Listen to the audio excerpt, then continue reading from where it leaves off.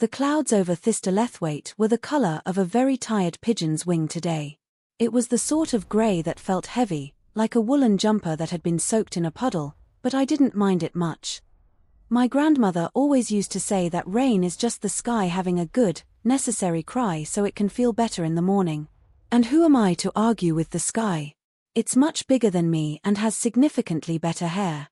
I was currently navigating the corridor of Oakhaven Academy, balancing a precarious stack of library books on top of a Tupperware container filled with my mum's experimental beetroot brownies.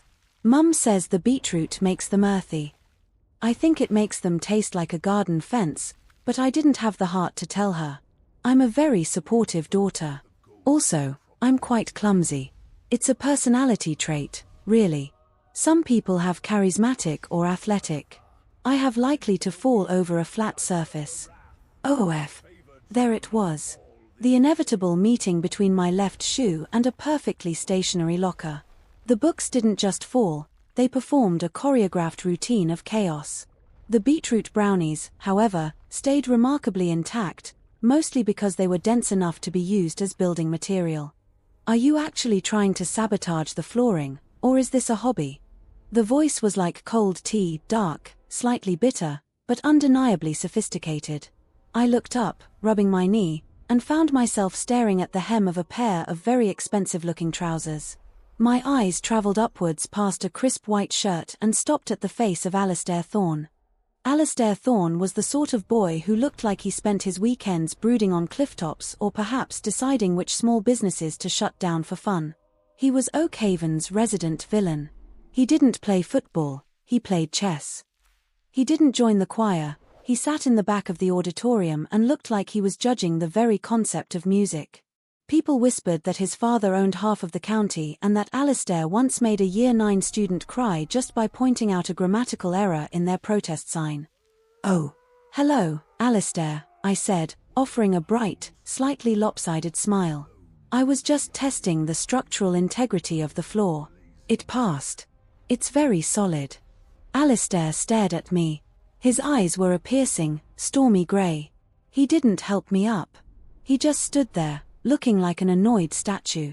"You've dropped a book on my shoe, Daisy Pringle." "Oh crumbs, so I have. Is it a heavy one?" "It's a brief history of time. It's quite ironic, really, because it's taking me ages to read it." I scrambled to pick it up, accidentally brushing his polished leather shoe with my sleeve. There. Good as new. Well, the shoe is. The book has a bit of a dent, but books like dents. It gives them character. Like scars on a pirate. Alistair didn't blink. "You are an extraordinary person, Daisy. And I don't mean that as a compliment." "Thank you." I beamed. "I think being ordinary is like eating plain toast. It does the job, but where's the jam, you know? Do you want a brownie? They're earthy." I held out the Tupperware. Alistair looked at the purple-tinged squares as if they were live grenades. "I do not want an earthy brownie." "Suit yourself. More for the birds." Though the birds in Lethwaite are quite posh, they usually prefer sourdough. I gathered my things and trotted off toward the biology lab, humming a tune that was mostly out of tune.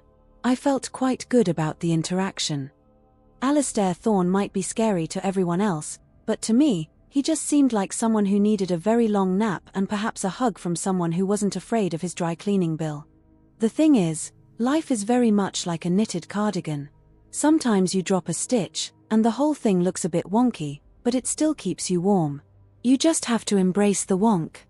However, over the next week, things started to get peculiar. On Tuesday, I was at the local bakery where I work part-time, the Crumbly Corner. I was busy dusting flour onto some scones when the little bell above the door chimed. I looked up, expecting Mrs. Higgins and her demands for extra soft rolls. Instead, there was Alistair Thorne. He looked entirely out of place amidst the smell of yeast and the pink floral wallpaper. He was wearing a trench coat that probably cost more than my entire house. "Alistair," I squeaked, accidentally puffing a cloud of flour into the air. "Are you lost? The high-end tailors are 3 streets over." He coughed, waving the flour away. "I am not lost. I am exploring the local amenities." "Oh, Well, our amenities are very delicious. Would you like a scone? They aren't earthy at all. They're quite heavenly. I'll take a black coffee, he said, his voice stiff. And a seat where I can see the door. Are you expecting a secret agent? I whispered, leaning over the counter. I am expecting to be left in peace, he replied, though he didn't move to the table. He just stood there, watching me work. It was a bit like being studied by a very intense owl. On Wednesday, he was in the library, sitting at the table directly opposite mine. I was trying to draw a diagram of a cell, but I'd accidentally made the mitochondria look like a sad potato. Every time I looked up, Alistair was staring at me. Not in a "I want to talk to you" way, but in a "I am observing your peculiar habits for science" way. Is my potato mitochondria bothering you? I asked eventually.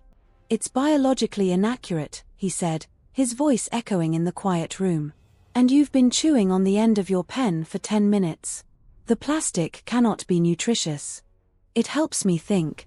It's like a chew toy for humans. Why are you here, Alistair? You usually sit in the north wing where the silence is more expensive. He closed his leather-bound notebook. The light is better here. The light was terrible here. We were under a flickering fluorescent bulb that hummed like a disgruntled bee. On Thursday, it rained. Not a polite drizzle, but a proper British downpour that felt like the sky was throwing buckets of water at us for a laugh. I was standing outside the school gates, holding my umbrella, which had a broken spoke and looked like a bat with a limp, when a sleek black car pulled up. The window rolled down slowly, revealing Alistair's pale, sharp face. Get in, Pringle. You're going to dissolve. I won't dissolve. I'm not made of sugar, I said, though I was currently soaked to the bone. I'm mostly made of optimism and tea. Get in. I got in. The interior of the car smelled like expensive leather and something woody, like a forest that had been cleaned with a silk cloth. I sat on the edge of the seat, trying not to drip on the carpet. You're following me, aren't you? I asked, turning to him. My damp hair was stuck to my forehead in a way that I'm sure was not at all chic. Alistair looked straight ahead as the chauffeur pulled away. Don't be absurd. Why would I follow a girl who thinks beetroot belongs in chocolate? Because I'm fascinating? I suggested. Like a car crash, but with more glitter. He sighed, a long, weary sound. You are persistent. And you have no sense of self-preservation. Do you know what they say about me in the common room? That you're a villain? I shrugged. People say a lot of things. They say the moon is made of cheese, but I've always thought it looks more like a giant aspirin. Just because someone labels you a villain doesn't mean you have to wear the cape. Unless it's a very nice cape. I've always wanted a cape. But I'd probably trip over it and take out a small village. Alistair turned his head, and for the first time, I saw a flicker of something that wasn't boredom or annoyance. It was a tiny, microscopic spark of amusement. You think I'm not a villain? I think you're lonely, I said softly. The words just came out. Sometimes my brain doesn't have a filter, it's more of a wide-open gate. You walk around like you're carrying the weight of the world, but you're only 17. That's too young for the world. You should be carrying something lighter. Like a kite. Or a very large sandwich. The car fell silent. The only sound was the rhythmic thwack-thwack of the windscreen wipers. Alistair didn't say anything until we reached my little terrace house. Go inside, Daisy, he said, his voice lower than usual. And for heaven's sake, buy a new umbrella. I like this one. It's an underdog, I shouted back as I ran to the door. I waved at the car until it disappeared into the mist. That night, I sat on my bed and thought about Alistair Thorne. Why was the school villain chasing me? I wasn't important. I wasn't cool. I was just Daisy, the girl who once got her head stuck in a banister because I wanted to see if I could fit. I couldn't. Maybe being a villain is just a role people play when they're afraid to be the hero of their own story. Because being a hero is scary. Heroes get hurt. Villains just get feared. And fear is a very effective shield. The next day at school, the atmosphere was different. There were whispers in the hallway. Apparently, Alistair had been seen consorting with me. One girl, Penelope, who wore so much perfume it made my eyes water, stopped me by the lockers. "What are you doing with Alistair Thorne, Daisy? Are you his new charity project? Or did you find some dirt on him?" "He's not a project," I said, feeling a rare spark of defensiveness. "He's just Alistair. And we were just discussing the merits of sourdough." I walked away, but I felt a bit wobbly. I didn't like the way people looked at him. They looked at him like he was a shadow, something to be avoided. I found him in the courtyard, sitting on a stone bench under a leafless oak tree. He was alone, as always. I marched up to him and sat down, even though the stone was cold and damp. "You're being very villainous today," I remarked. "Is it the scowl? It's very well practiced." He didn't look up from his book. "Why are you here, Daisy? Your friends are looking at you like you've grown a second head." "I only have one head, and it's quite enough to manage, thank you. And I'm here because it's a free country, and this bench looked like it needed some company. Also, I brought you this." I reached into my bag and pulled out a small, slightly squashed paper bag. "What is it?" he asked, looking suspicious. "Is it more beetroot?" "No. It's a jam donut. From the crumbly corner. I made it myself. It has extra jam because life is too short for empty spaces." Alistair looked at the bag. He looked at me. Then, slowly, he reached out and took it.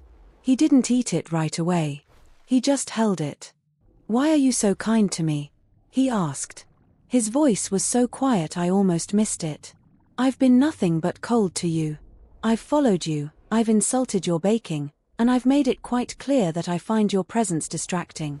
"Distracting is a good thing," I chirped. "It means I'm breaking the routine. And I'm kind because it's easier than being mean. Mean takes energy. You have to remember who you're cross with and why. Kindness is just a hug you give to the world." Alistair finally looked at me, and his eyes weren't stormy anymore. They were clear. "You're not a hero, Daisy Pringle. You're a nuisance. A lovable nuisance." He sighed, but this time, it was followed by a genuine, honest-to-goodness smile. It wasn't a big smile, it didn't show teeth, but it reached his eyes. A tolerable one. He took a bite of the donut. A bit of powdered sugar landed on his expensive blazer. He didn't even try to brush it off. "It's quite good," he admitted. "Of course it is. It's filled with love.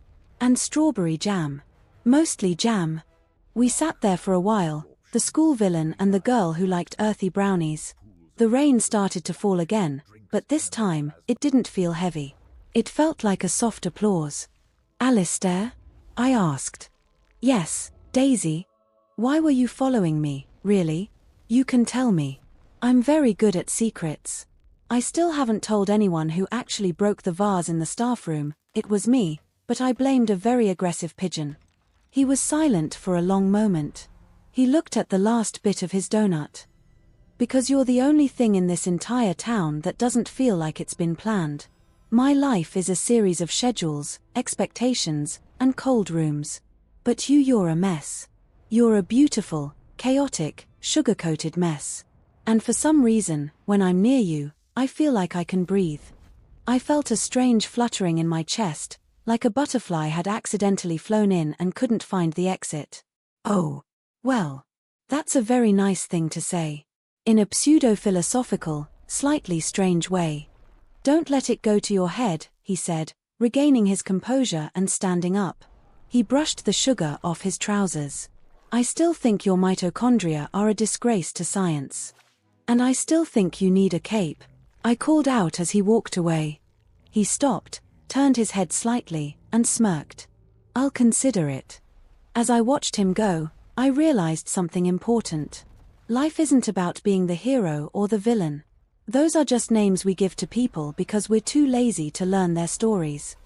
Life is about the moments in between the shared donuts, the car rides in the rain, and the realization that even the coldest hearts can be melted by a bit of jam and a lot of persistence.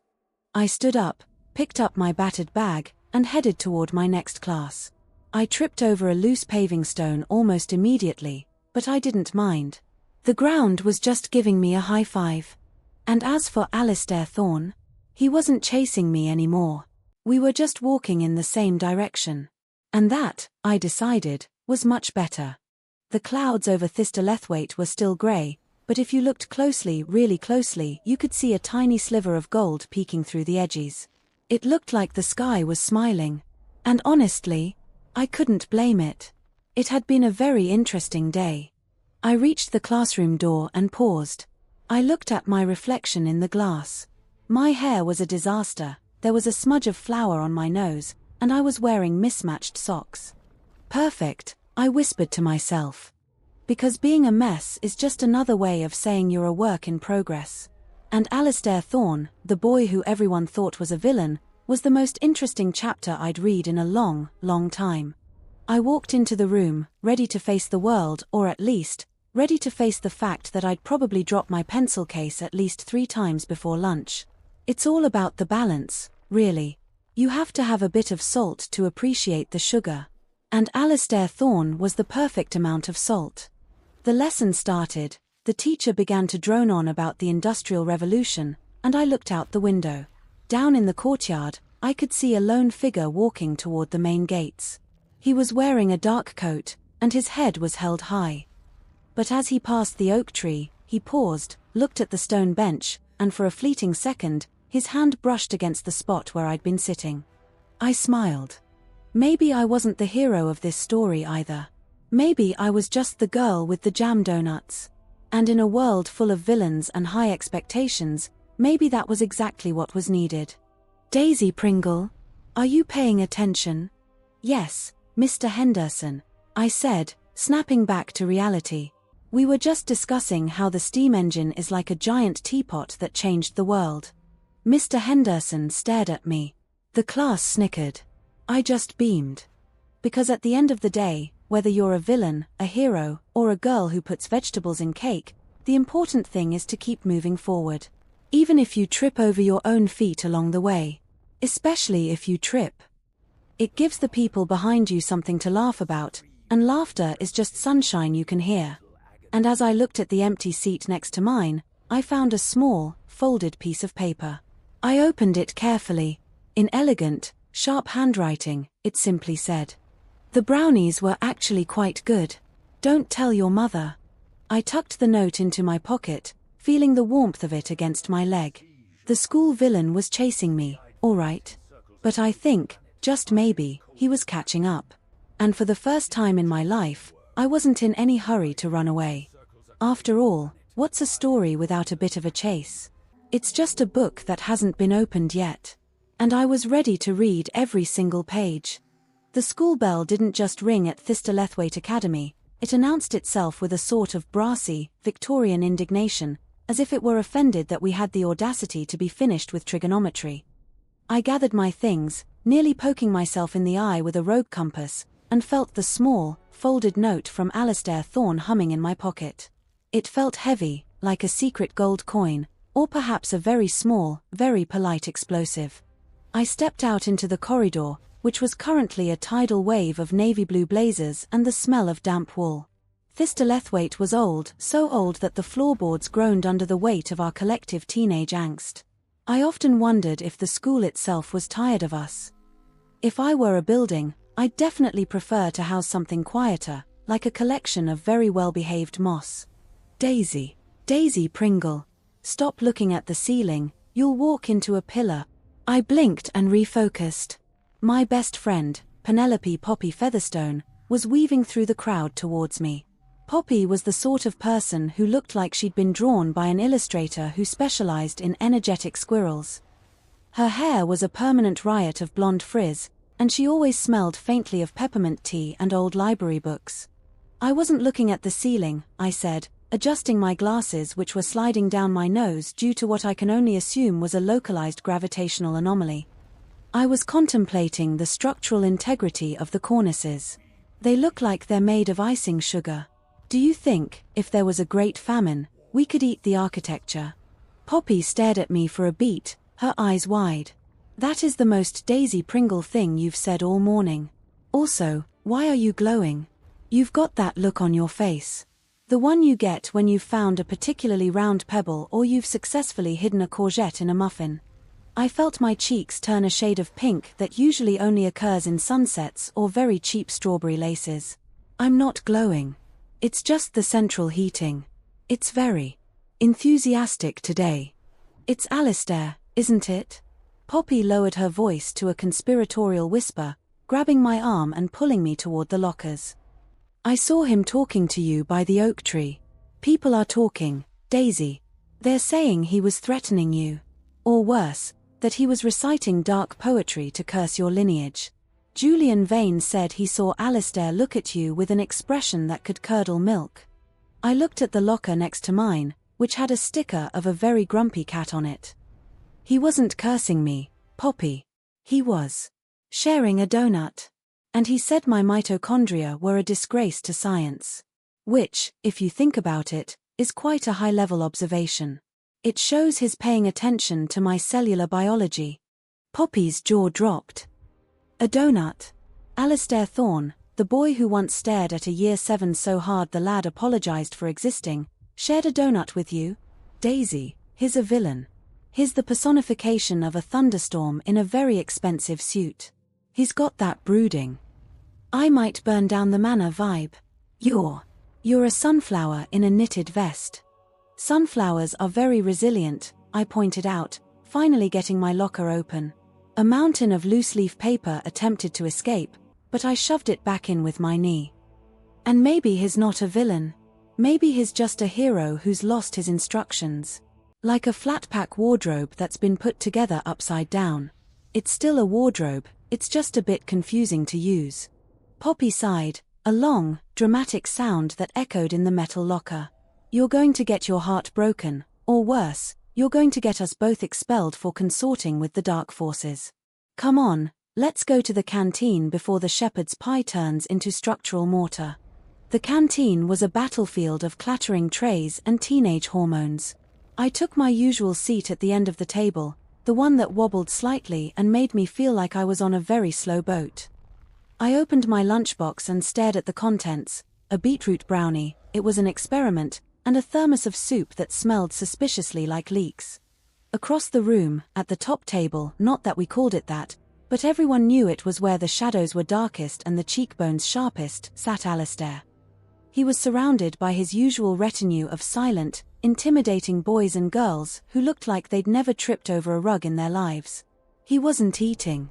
He was just sitting there, fingers steepled, looking at a thick book that looked far too heavy for casual lunchtime reading.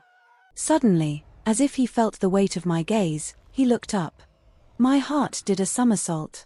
Not a graceful, Olympic-level somersault, but more like a startled hamster falling off its wheel. I didn't look away. I couldn't. I just raised my beetroot brownie in a sort of pathetic salute. Alistair didn't smile. He didn't even nod. But he did something much more terrifying. He closed his book, stood up, and began walking across the canteen. The silence that followed him was physical. It moved like a cold front. Conversations died mid-sentence. Someone dropped a fork, and it sounded like a gunshot. Poppy, beside me, went very still, her spoon halfway to her mouth. Daisy Pringle, he said, stopping at the end of our table. His voice was like velvet wrapped around a blade, smooth, dark, and dangerous. Alistair Thorne, I replied, my voice squeaking slightly. I cleared my throat and tried again, aiming for enigmatic heroine but landing closer to over-caffeinated toddler. Would you like a brownie? They're made with beetroot. It's nature's way of saying, I'm healthy, but I'm also a bit messy. He looked down at the dark, slightly damp square of cake in my hand. His eyes flickered with something, amusement, disgust. It was hard to tell with him. He was like a very handsome riddle. I came to return this, he said, reaching into his pocket. He pulled out a small, knitted bookmark I must have dropped when I was rummaging for the donuts earlier. It was shaped like a very long, very confused dachshund. It fell out of your bag. I assumed you'd want it back, given that it appears to be a masterpiece of questionable textile art. Oh, Barnaby. I took the bookmark, my fingers accidentally brushing his. It felt like a tiny static shock, the kind you get from a polyester carpet, but much more meaningful. Thank you. He's a dachshund, you see. He keeps my place in my chemistry book so the atoms don't get lonely. Alistair stared at me. The entire canteen was staring at us. I felt like a specimen under a microscope, but the microscope was also a very attractive boy with a complicated reputation. You are, Alistair said slowly, without a doubt, the most nonsensical person I have ever encountered. Your brain must be a very loud place to live. It's mostly just a lot of whistling and the occasional recipe for vegetable-based desserts, I admitted. But it's quite cozy once you get used to the clutter. I highly doubt I shall ever get used to it, he said. He leaned in a little closer, his voice dropping so only I could hear. However, the note stands. The brownies were acceptable. Don't make it a habit of being kind to me, Pringle. People will start to think I've gone soft. Wouldn't want that, I whispered back, my heart hammering against my ribs like a trapped moth. The school's villain needs his edgies. Otherwise, what would we have to gossip about during double Latin? He smirked, a real, genuine smirk that reached his eyes for a split second before vanishing like a ghost. Quite. He turned and walked away, his stride purposeful and elegant. The canteen exploded back into noise the second he cleared the double doors. Poppy practically fell off her chair. What was that? She hissed, grabbing my shoulders. What did he say? Did he threaten to turn you into a bookmark? Did he demand your soul in exchange for the dachshund? He said my brain was loud, I said, a goofy smile spreading across my face. And he called the brownies acceptable. That's basically a marriage proposal in villain speak, isn't it? Daisy, you're delusional, Poppy groaned, but she was smiling too. You're absolutely, wonderfully mad. The rest of the afternoon passed in a blur of excitement and accidental mishaps. I managed to spill ink on my sleeve, lost my pen 3 times, and accidentally walked into the boys' changing rooms because I was busy thinking about the way Alistair's hair fell over his forehead.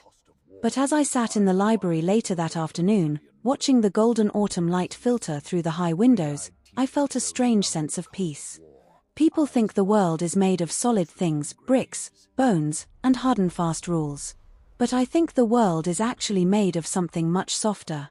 It's made of the gaps between people, and the way we try to fill them. We use words, or donuts, or knitted bookmarks. We try to bridge the distance because being alone is too quiet, and the universe is too big to face without someone to nudge you when you're being a bit of an idiot. I looked at the note in my pocket again. Don't tell your mother. It was such a human thing to say. Not a villainous command, but a shared secret. A tiny, fragile bridge between a girl who saw the world as a giant pudding and a boy who saw it as a game he had to win. I stood up, tucked Barnaby the dachshund into my book, and headed toward the exit. I had a feeling that tomorrow would be even more interesting. After all, if the school villain was starting to like beetroot brownies, then anything was possible. Gravity might start working upwards. The birds might start singing in French. I tripped over the library threshold, naturally. I tumbled forward, my books sprawling across the polished wood. Need a hand, Pringle? I looked up. Alistair was leaning against the wall by the door, his arms crossed. He looked like he'd been waiting for me, though he'd never admit it. I was just testing the floor, I said, scrambled to my feet with as much dignity as I could muster, which was none. It's very sturdy. Top marks to the carpenter. Alistair shook his head, a look of weary amusement on his face. You are a disaster. Yes, I beamed, brushing the dust off my skirt. But I'm a very happy disaster. And that's the best kind to be. He didn't say anything to that. He just pushed off the wall and started walking beside me. Not in front, not behind. Just beside. And as we walked through the hallowed, echoing halls of Heartwarming Academy, I realized that maybe the chase was over. Maybe we were just 2 people, walking home, trying to figure out if the world was a tragedy, a comedy, or just a very long, very strange recipe that we were making up as we went along. So, I said, as we reached the main gates. About those brownies. I have a recipe for spinach blondies that I think would really challenge your worldview. Alistair groaned, but he didn't walk away. Spare me, Daisy. For the love of all that is holy, spare me the spinach. I laughed, and for a moment, the grey stones of the school seemed to glow. Never, I promised. The vegetables are non-negotiable. And for the first time, the villain laughed back. It was a short, sharp sound, but it was there. And it was the most beautiful thing I'd ever heard. The laughter lingered in the damp evening air, a sound so unexpected it felt like a glitch in the very fabric of Heartwarming Academy. Alistair Thorne, the boy who looked like he'd been carved out of a particularly expensive piece of obsidian, had actually let a noise of genuine amusement escape his throat. It wasn't a sneer. It wasn't a calculated chuckle designed to make someone feel 2 inches tall. It was just a laugh. I stood there, clutching my satchel, feeling as though I'd just witnessed a unicorn doing the Macarena. "You're doing that thing again," Alistair said, his voice returning to its usual velvet-wrapped in barbed wire tone. "The thing where your eyes go wide and you look like a startled owl. It's disconcerting, Daisy." "I can't help it," I chirped, skipping a little to keep up with his long, effortless strides. "You laughed. The world didn't end. I'm just processing the data. It's very scientific, really. Like measuring the displacement of water in a bathtub, only with more eyebrows." "It was a momentary lapse in judgment," he replied, though he didn't speed up. The mention of spinach blondies triggered a survival reflex. My brain was attempting to distract you from committing further culinary atrocities. Atrocities? Alistair, vegetables are just misunderstood friends who want to live in your cake. It's a very inclusive philosophy. It's a philosophy that will lead to the downfall of Western civilization, one damp brownie at a time. We reached the old stone bridge that crossed the rivulet at the edge of the school grounds. The water below was dark and chattery, whispering secrets to the mossy rocks. I paused, leaning over the parapet. I like bridges. They're so optimistic, aren't they? They spend their whole lives reaching out for something on the other side, never quite touching it but always holding on. I think humans are a lot like bridges, only we have more laundry to do and our joints creak in the rain. "Why do you do it?" I asked, the silliness momentarily draining out of me, replaced by that itchy curiosity that always gets me into trouble. Alistair stopped a few paces ahead. He didn't turn around. "Do what? Defend the sanctity of dessert?" "No. The villain thing. The don't talk to me or I'll ruin your family's credit score vibe. You're actually quite nice when you aren't trying to look like a brooding aristocrat in a gothic novel." He did turn then, his grey eyes catching the fading light of the Dorset sunset. For a second, he looked remarkably young, stripped of the armor of his reputation.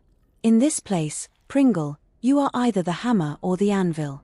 My father didn't send me here to be an anvil." "But hammers get very tired," I said softly. "And they spend all their time hitting things. That sounds awfully loud and quite lonely. I'd rather be the cushion. Everyone likes a cushion. You can have a nap on a cushion, and nobody ever got a headache from sitting on a bit of velvet." Alistair stared at me for a long beat. "You are, without a doubt, the strangest person I have ever encountered. You speak in metaphors that make no sense, you smell faintly of cinnamon and disaster, and you seem to have no concept of social hierarchy." "Hierarchy is just a ladder people use because they're afraid of heights," I said, adjusting my glasses. "I prefer to stay on the ground. You can't fall off the floor." "Except you frequently do," he pointed out, gesturing to the fresh grass stain on my knee. "That was a deliberate interaction with the local flora," I retorted, though I felt my cheeks heat up. He stepped closer, his shadow falling over me. It was a tall, imposing shadow, but it felt warm, somehow. "Go home, Daisy. Go bake your spinach-based sins. I have a feeling the school will need its villain in top form tomorrow. There's a prefects meeting, and I intend to be thoroughly unpleasant about the new library finds. I'll bring you a Tupperware container," I called out as he turned to leave. "If you're going to be unpleasant, you'll need the potassium." He didn't look back, but he raised a hand in a brief, dismissive wave. I watched him go until he was just a silhouette against the ancient, ivy-clad walls of the main hall. That night, I lay in my bed in the girls' dormitory, listening to the rhythmic breathing of my roommates and the distant hoot of an owl. I thought about the way Alistair's hand had hovered near mine for just a second on the bridge. People say that villains are born in shadows, but I think they're actually born in the cold. They're just people who haven't had enough soup. Or enough people who look at them and see something other than a threat. I decided then, with the fierce, slightly mad determination of a girl who once tried to teach a goldfish to play the recorder, that I was going to be the soup. I was going to be the warmest, most annoying bowl of broth Alistair Thorne had ever encountered. The next morning broke with a crisp, biting wind that sent the remaining autumn leaves dancing across the quad like tiny, frantic ghosts. I was late, naturally. I'd spent 20 minutes trying to find my left shoe, only to discover it was being used as a temporary nest by a very confused ladybird.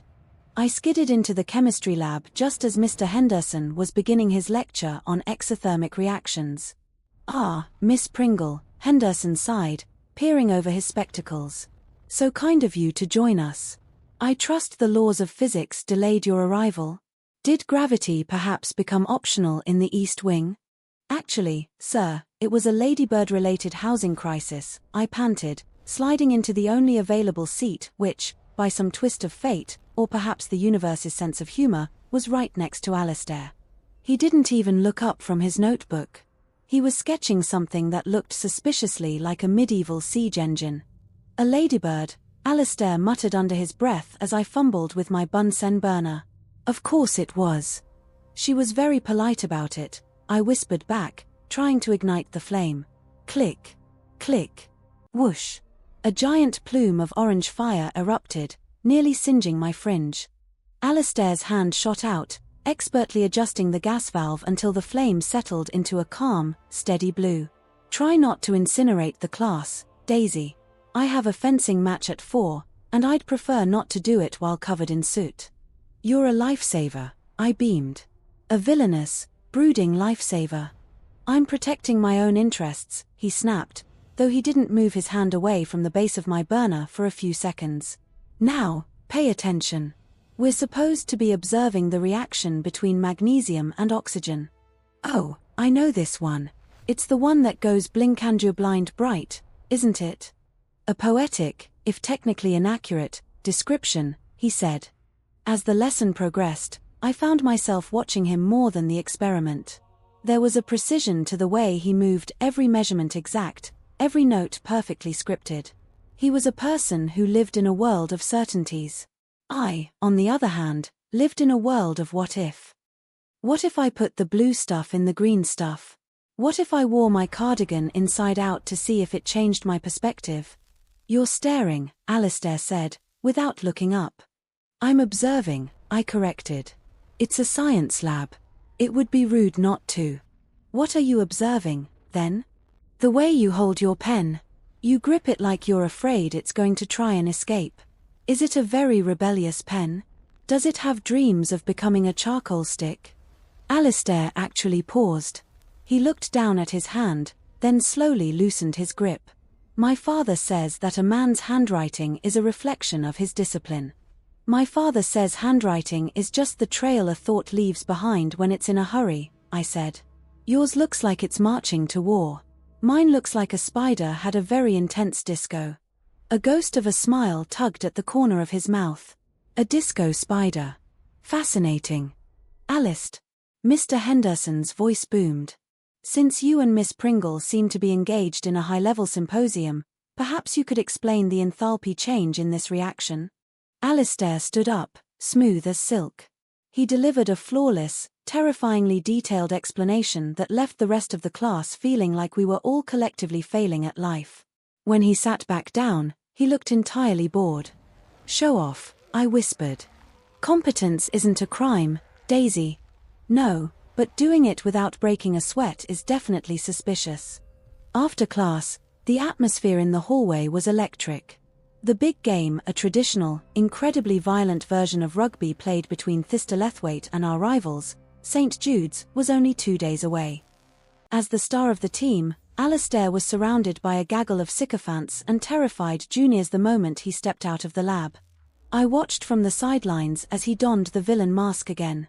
His expression went cold, his shoulders squared, and he looked right through the people trying to gain his favor.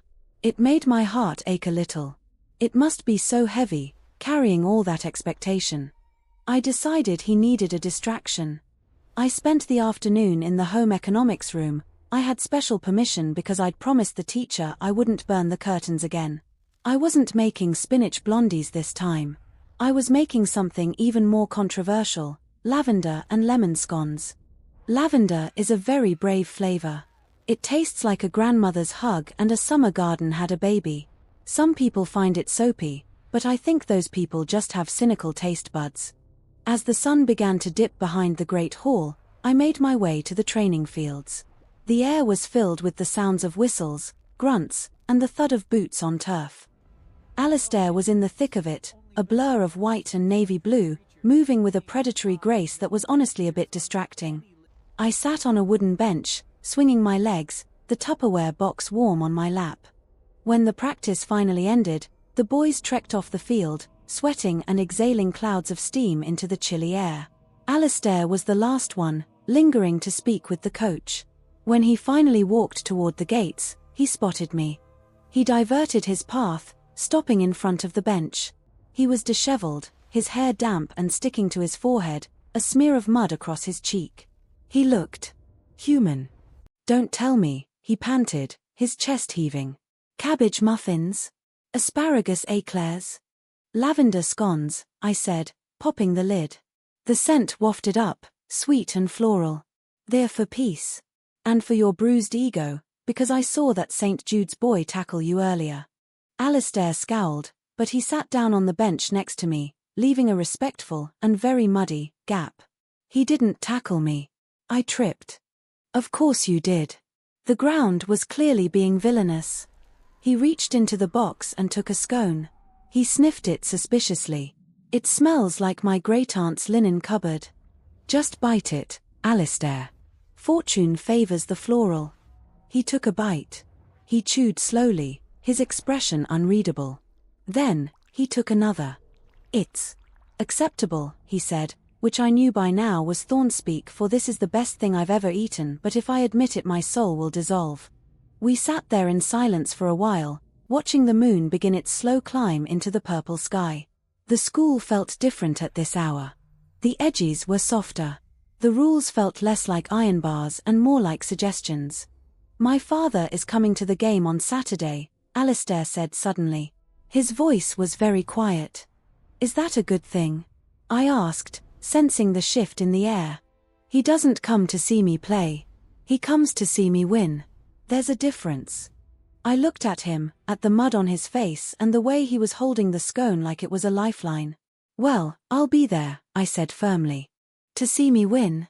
"No. To see you play.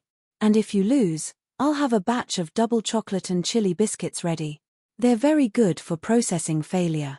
They make your mouth hurt so much you forget your feelings." Alistair looked at me, and for the first time, he didn't look away. The silence between us stretched out, but it wasn't the awkward silence of strangers. It was a heavy, meaningful silence, like the pause at the end of a very long book. "Why are you doing this, Daisy Pringle? Why are you bothering with the school's resident monster?" I stood up, dusting flour off my skirt. I reached out and, before I could lose my nerve, I used my thumb to wipe the smear of mud from his cheek. His skin was warm, and he went perfectly still. "Because," I said, my voice wobbling just a tiny bit, "I don't think you're a monster. I think you're just a boy who's been told he has to be the dragon, because nobody ever told him he could be the knight. Or even just the person who looks after the horses." I turned and started to walk away, my heart thumping a frantic rhythm against my ribs. "Pringle," he called out. I stopped and looked back. He was standing now, the empty Tupperware box in his hand. The moonlight caught the sharp angles of his face, making him look like a statue brought to life. "The lavender," he said, his voice carrying clearly through the stillness. "It's actually quite nice." I grinned, a wide, goofy, quintessentially Daisy smile. "I knew it. You're a secret floral enthusiast."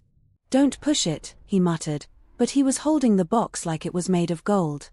I walked back to the dorms, tripping over exactly 3 tree roots and 1 sleeping cat. I didn't care. The world was a strange, messy, beautiful place, and for the first time in my life, I felt like I was exactly where I was supposed to be. But as I reached the heavy oak doors of my house, I saw a shadow moving in the cloisters. It was Julian Vane, the head prefect and Alistair's primary rival for everything. He was watching me with a look that wasn't kind at all. "Careful, Daisy," Julian said, his voice slick as oil. "Feeding the beast is a dangerous hobby. You might find that when he's finished with the scones, he'll move on to something much harder to replace." I straightened my spine, ignoring the cold shiver crawling down my neck. "The only thing beastly around here, Julian, is your choice of aftershave. It's very aggressive." Julian's smile didn't reach his eyes. "We'll see. The game is on Saturday. Let's see how your night fares when the pressure is on. I'd hate to see such a sweet girl get caught in the crossfire." He vanished into the shadows before I could think of a witty comeback about his hair gel. I went inside, the warmth of the hallway pressing against me. The game was coming. The villain was being watched. And I realized, with a sudden, sharp clarity, that my beetroot brownies and lavender scones were no longer just snacks. They were a declaration of war. If the world wanted Alistair Thorne to be a villain, they were going to have to go through me first. And I was armed with a very large whisk and a complete lack of self-preservation. As I climbed the stairs, I thought about the way the light had looked in Alistair's eyes. Maybe the world isn't made of bricks and rules. Maybe it's made of the moments when we choose to be kind, even when it's the hardest thing to do. I reached my room, flopped onto my bed, and stared at the ceiling. "Right," I whispered to the darkness. "Saturday. I'm going to need a lot of butter. Because if there's one thing I've learned, it's that you can't fight a dragon with a sword. You have to use a lemon tart. Or at the very least, a really, really good hug." But for now, I had to figure out how to get the ladybird out of my shoe. She'd started invited friends over, and I was fairly sure they were planning a housewarming party. Life is very complicated, isn't it? One minute you're worried about chemistry, and the next, you're the unofficial caterer for a misunderstood villain and a colony of insects. I closed my eyes, a smile tugging at my lips. I couldn't wait for tomorrow. After all, I still had a recipe for parsnip cake that I was dying to try. And I had a feeling Alistair was going to hate it. Absolutely, wonderfully hate it. The next morning arrived with the sort of grey, drizzly enthusiasm that only an English Tuesday can muster. It was the kind of weather that made you want to crawl back into bed and pretend that the concept of linear equations was merely a fever dream. I, however, had a mission. A mission that involved 3 pounds of organic parsnips, a slightly dented whisk, and a heart full of what I hoped was courage but might have just been a reaction to the sheer amount of sugar I'd consumed the night before. Oakhaven Academy was a place of high stone walls and even higher expectations. As I shuffled down the corridor toward the kitchens, my cardigan buttoned up wrong and my hair resembling a bird's nest that had survived a gale, I felt like a very small, very flowery cog in a very large, very cold machine. "Parsnips, Daisy." Mrs. Higgins, the school's head cook, looked at me over her spectacles. She was a woman who lived by the philosophy that there was no problem in the world that couldn't be solved by a sturdy gravy. "In a cake. You're a brave lass. Or a mad one. It's a thin line, like the skin on a custard.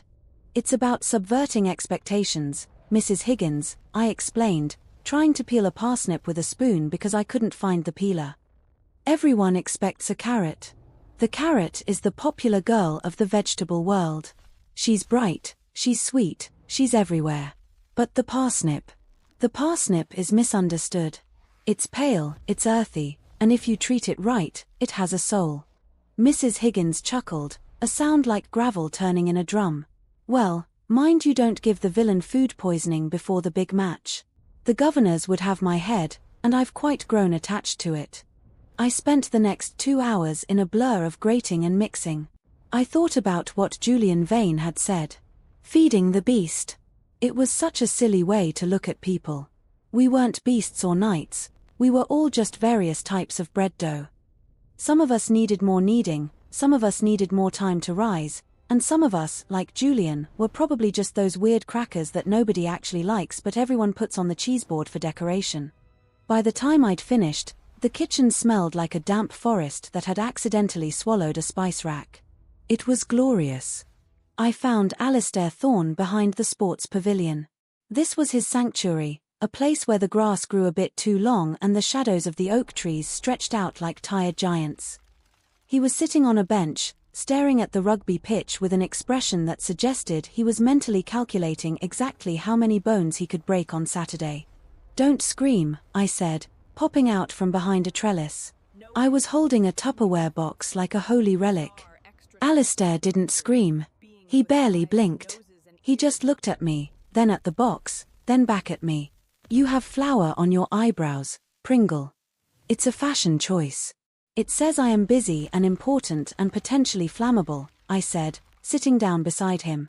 I opened the box. "Parsnip cake. It's a metaphor for your life." He looked at the pale, moist square of cake. "My life is a root vegetable." "Exactly.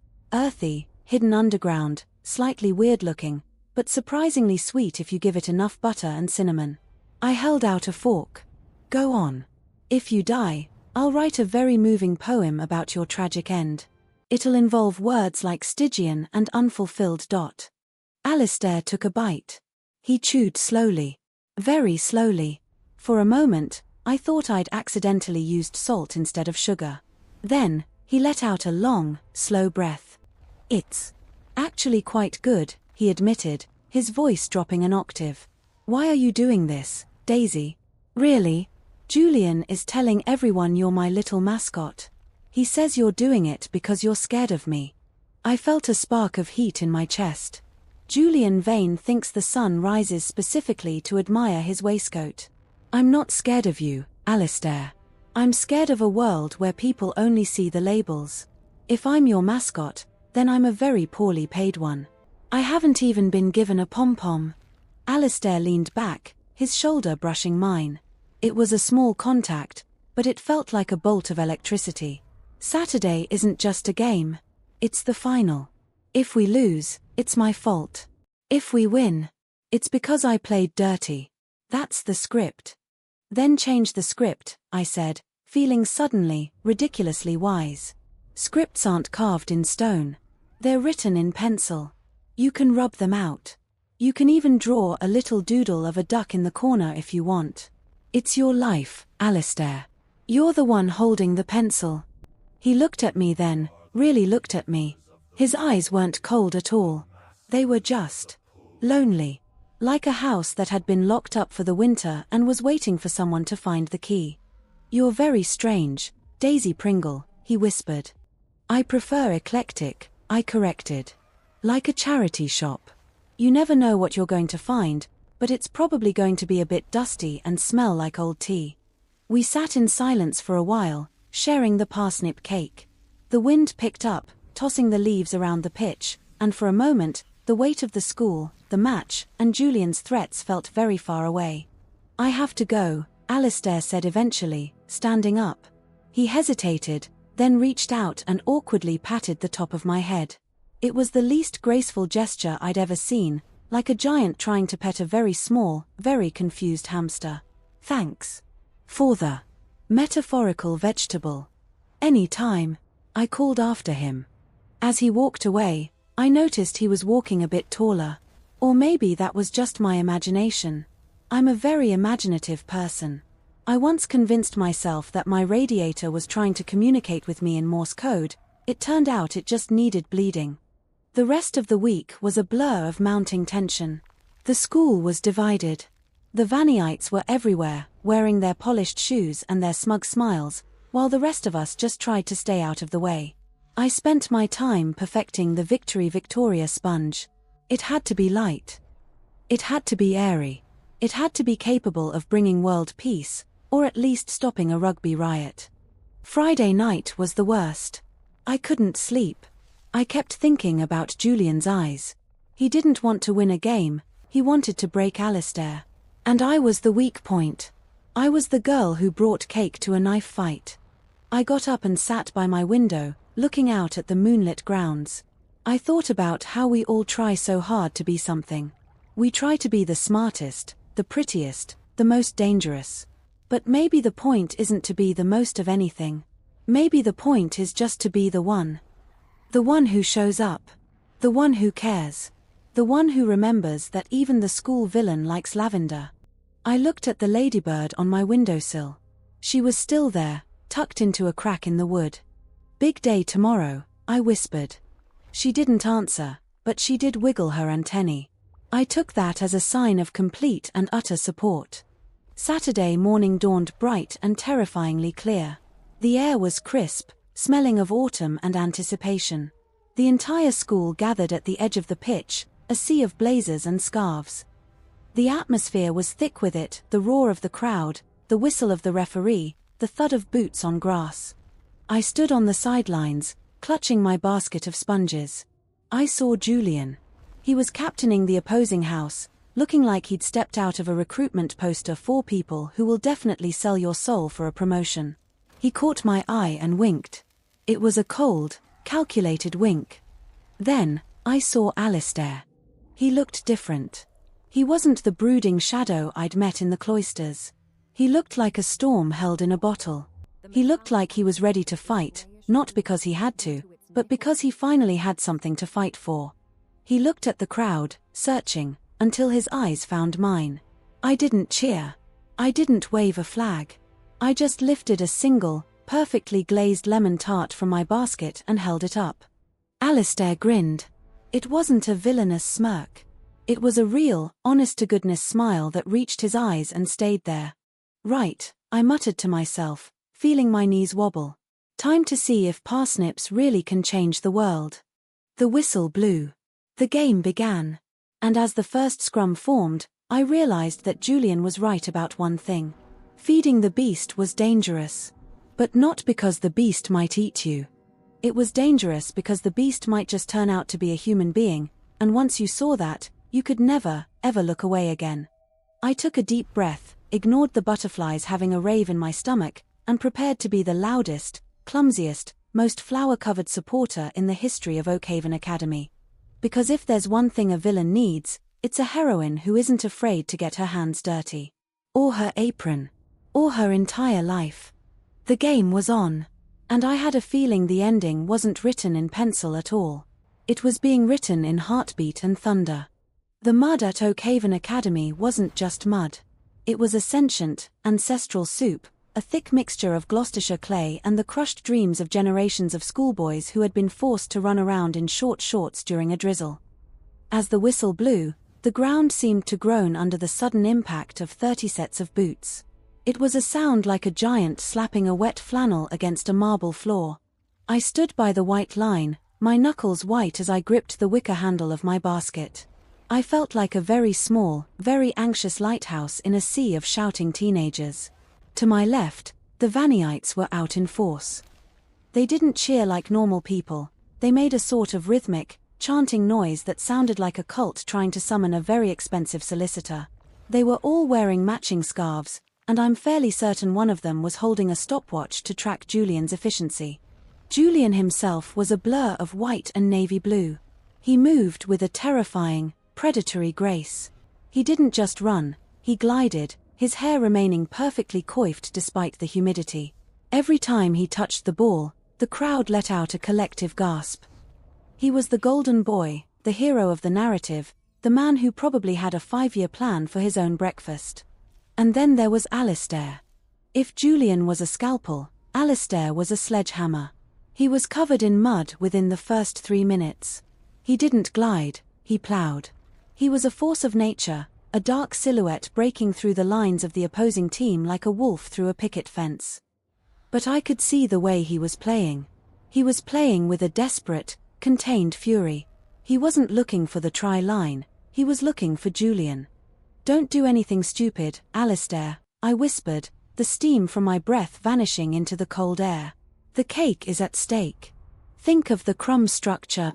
I have a theory that life is a bit like a cheese pastry. It's incredibly temperamental, requires a ridiculous amount of eggs, and if you lose your nerve for even a second, the whole thing deflates into a soggy mess. Right now, the atmosphere at Oakhaven was at a critical temperature. One wrong move, and we were all going to be flat éclairs. The first half was a brutal stalemate. The score stayed level, but the physical cost was mounting. I saw Alistair take a shoulder to the ribs that would have felled a medium-sized oak tree, but he didn't even flinch. He just stood up, wiped a streak of blood and mud from his cheek, and looked towards the sidelines. For a split second, our eyes met. I didn't give him a thumbs up that felt too corporate. Instead, I mimed the action of vigorously whisking a bowl. It was my secret signal for keep your consistency, don't let the lumps form. He blinked, a look of profound confusion crossing his face, and then he gave a tiny, almost imperceptible nod. He understood. Or he thought I was having a seizure. Either way, it seemed to ground him. "He's a thug, you know," a voice said beside me. I turned to see one of Julian's inner circle, a boy named Peregrine who looked like he'd been grown in a lab specifically to wear a waistcoat. He was looking at Alistair with genuine disgust. "Sterling doesn't belong here," Peregrine continued, adjusting his glasses. "He's a relic. A brute.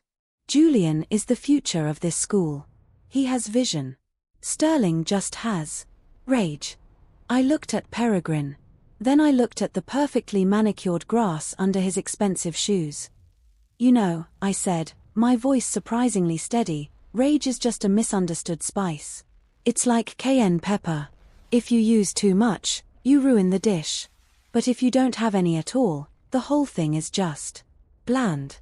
And Julian is about as exciting as unseasoned cauliflower." Peregrine looked horrified. To an Oakhaven boy, being compared to a vegetable was the ultimate insult. I turned back to the pitch, feeling a strange surge of pride. I was a baker. I knew the value of the things people threw away. I knew that the gnarled, ugly ginger root held more flavor than the prettiest strawberry in the punnet. The second half began with a shift in the wind. The clouds darkened, and a fine, biting rain began to fall. This was Alistair's weather. The pitch turned into a swamp, and the Vanniites began to lose their composure. Julian's hair was finally, gloriously, ruined. He looked livid. He began to play dirtier elbows in the ribs during the scrum, a foot left out to trip a runner. The referee, blinded by the rain and perhaps a little intimidated by the Vane family's donations to the library fund, saw nothing. But I saw it. And Alistair saw it. With 10 minutes left on the clock, Julian made his move. He intercepted a pass and sprinted down the wing. He was fast, terrifyingly fast. Alistair was the only one close enough to stop him. They collided near the 22-meter line, a clash of titans that made the ground vibrate. They went down in a heap of mud and limbs. As they scrambled to get up, I saw Julian lean in close. He said something. I couldn't hear it, but I saw the effect. Alistair froze. His hands balled into fists. His face went from pale to a dangerous, bruised purple. "Julian, you absolute biscuit tin," I muttered, stepping closer to the line. Julian was smiling. He was baiting him. He wanted Alistair to swing. He wanted the villain of Oakhaven to prove everyone right. If Alistair punched him, he'd be expelled. The game would be forfeit. Julian would win, not just the match, but the moral high ground. He'd be the martyr, and Alistair would be the monster. The silence that fell over the pitch was deafening. Even the rain seemed to hold its breath. Alistair stood over Julian, his chest heaving, his shadow looming large over the golden boy. "Do it, Sterling," Julian's voice carried in the stillness, sharp and mocking. "Show them who you really are." I felt my heart hammering against my ribs like a trapped bird. I wanted to scream, to tell Alistair that he didn't have to be the person they expected him to be. I wanted to tell him that a burnt loaf is still bread, but a rotten heart is just compost. Alistair's fist trembled. He looked at Julian, then he looked at the crowd, and then, slowly, his gaze drifted to the sidelines. He looked at me. I didn't move. I didn't breathe. I just held his gaze, trying to project every ounce of lemon zest and lavender calm I had in my soul. I thought about the way he'd helped me with the heavy bags of flour. I thought about the way he'd looked at the ladybird. I thought about the fact that he was the only person who had ever bothered to ask why I liked parsnips. Alistair took a deep breath. He closed his eyes for a second, and when he opened them, the storm had passed. The rage was gone, replaced by something much colder and much more dangerous: purpose. He didn't punch Julian. Instead, he reached down, grabbed Julian by the collar of his pristine jersey, and hauled him to his feet with one hand. "You've got mud on your face, Vane," Alistair said, his voice low but carrying across the grass. "You should probably clean that up. It spoils the aesthetic." Then, Alistair turned his back on him. The crowd erupted. It wasn't just a cheer, it was a roar of sheer, unadulterated shock. Julian stood there, gaping, his face a mask of humiliated fury. He had lost his power. The villain had refused to play the part, and the hero had nothing left to fight. The final minutes were a masterclass. Alistair didn't just play rugby, he orchestrated it. He led his team with a quiet, fierce authority that left the opposition reeling. In the final seconds, he broke through the line one last time, 3 defenders clinging to him like burrs on a coat, and slammed the ball down over the try line. The whistle blew. It was over. The pitch was immediately swarmed. Boys in muddy blazers, teachers with damp clipboards, and parents with umbrellas all blurred into one chaotic mass. I stayed where I was, tucked behind my basket, feeling like I'd just watched a mountain move. I saw Julian walking off the pitch alone. His Vanniites were hovering nearby, but the spell was broken. He looked smaller than I remembered. He looked like a boy who had spent so much time polishing his image that he'd forgotten to build anything solid underneath. And then, there was Alistair. He was being hoisted onto the shoulders of his teammates. He looked uncomfortable, like a very large cat being forced to wear a party hat, but there was a light in his eyes I'd never seen before. He wasn't the villain anymore. He was just Alistair. Eventually, the crowd began to thin, heading towards the Great Hall for the post-match tea and the inevitable speeches about grit and character. I waited. I knew where he'd go. I found him 20 minutes later in the cloisters, sitting on the same stone bench where we'd first shared a parsnip muffin. He had washed his face, but there was still mud in his hair, and his knuckles were scraped raw. He was staring at his hands, lost in thought. I didn't say anything at first. I just walked up and sat down beside him. I opened my basket and pulled out a small, circular tin. Inside was a single, perfect Victoria sponge, miniature-sized, decorated with a tiny sprig of lavender. "I believe this belongs to the man of the match," I said softly. Alistair looked at the cake, then at me. A slow, tired smile spread across his face. "I think I'm too tired to chew, Victoria." "Nonsense," I said, handing him a wooden fork. "Baking is medicinal. It's a scientific fact. It's full of glucose and hope." He took a bite, closing his eyes as the flavors hit him. "Lavender," he muttered. "You're obsessed." "It's a very underrated herb," I defended. "It's calming. And heaven knows, you needed calming back there." "What did he say to you?" Alistair's expression darkened for a moment, then softened. "He told me that no matter how many games I win, I'll always be the son of a man who destroyed families. He told me that people like me don't get happy endings. We just get shorter sentences." My heart ached. I reached out, hesitating for a second before placing my hand over his. His skin was cold from the rain, but his pulse was steady. Julian Vane wouldn't know a happy ending if it hit him in the face with a rolling pin. He thinks happiness is something you buy or inherit. But it's not. "What is it then?" Alistair asked, looking at me with those intense, dark eyes. "It's a choice," I said, feeling very wise and slightly lightheaded. "It's choosing to bake a cake when the world is ending. It's choosing to pet a ladybird instead of crushing it. It's choosing to be a person, even when everyone wants you to be a monster. You made the right choice today, Alistair. You were the most heroic person on that pitch." Alistair looked down at our joined hands. He didn't pull away. Instead, he turned his hand over and laced his fingers through mine. His grip was firm, grounding me. "I didn't do it for the school," he admitted, his voice barely a whisper. "And I didn't do it to beat Vane." "Then why?" He looked at me, and for the first time, I saw everything he'd been hiding behind that villainous mask. I saw the loneliness, the hope, and a quiet, blossoming affection that made my toes curl in my sensible loafers. "I did it because I didn't want to disappoint the girl with the flower on her nose," he said. I instinctively reached up to rub my nose, and he laughed. It was a wonderful sound, deep and genuine, like a cello being played in a warm room. "Is it still there?" I asked, flustered. "Always," he murmured. He leaned in then. It wasn't like the movies. There was no swelling orchestral music, and I'm fairly certain I had a stray bit of lavender stuck to my lip. But as his lips touched mine, it felt exactly like the first time a loaf of bread perfectly doubles in size in the oven. It was a miracle. It was warm and soft, and it felt like coming home after a very long, very cold walk. When he pulled back, he looked a bit dazed.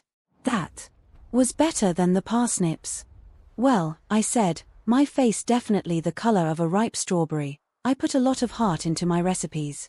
We sat there for a long time in the gathering twilight, watching the shadows lengthen across the ancient stone. The school felt different now. The air was lighter. The villain of Oakhaven was holding my hand, and the world hadn't ended. In fact, it felt like it was just beginning. "So," Alistair said, breaking the silence, "what's next on the menu?" I thought about it. I thought about the winter ahead, the exams, the whispers that would eventually fade, and the life we were going to build in the cracks of this stiff, formal institution. "I'm thinking of a ginger cake," I said, leaning my head against his shoulder. "With a lemon zest frosting.